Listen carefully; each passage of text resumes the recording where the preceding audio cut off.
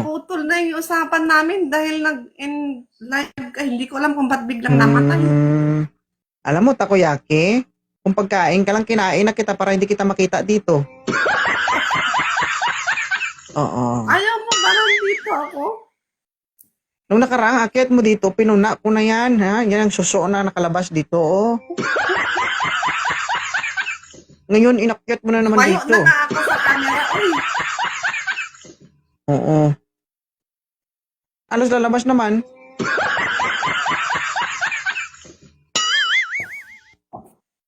na. Okay na ba? Yan.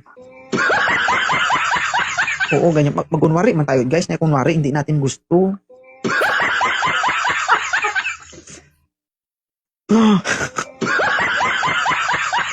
Diba? Kahit sa pabiro man lang, no, maiwasan natin yung mga salitang mahirap. Tanggihan.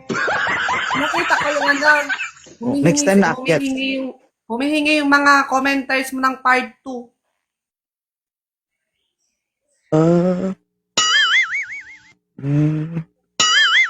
Hindi, seryoso nga tayo. Pwede mo naman ako prangkahin, takoyaki.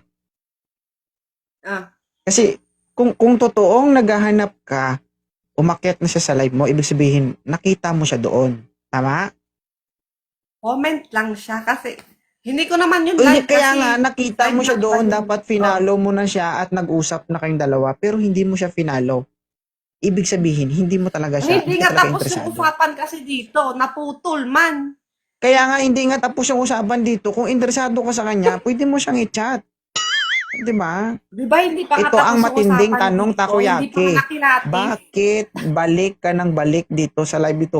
Ano ang pakay mo? Prangkahan Wala. tayo. Bakit? Ayaw mo ba? Gusto ko nga wala mang mahanap na maayos eh. Yung last time, hindi nga natapos yung usapan kasi putol man. Nag-end ka ng live eh. Ewan ko sa'yo. Ayaw mo bang bumabalik ako dito? Ano kasi?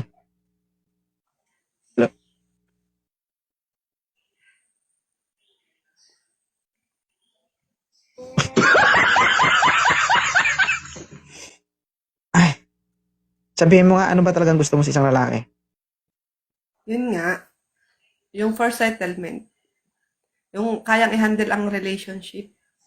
Kayang i-handle ako, tanggap ang buong ako. Ayun lang. Mamahalin ako ng tama, itrato ako ng tama. Sige. Mamahalin ka ng tama at itrato ka ng tama. Dapat Oo, gwapo? saka kaya niyang i-handle ang lahat ng situation. Alam mo naman Dapat pag pa gwapo? sakto lang.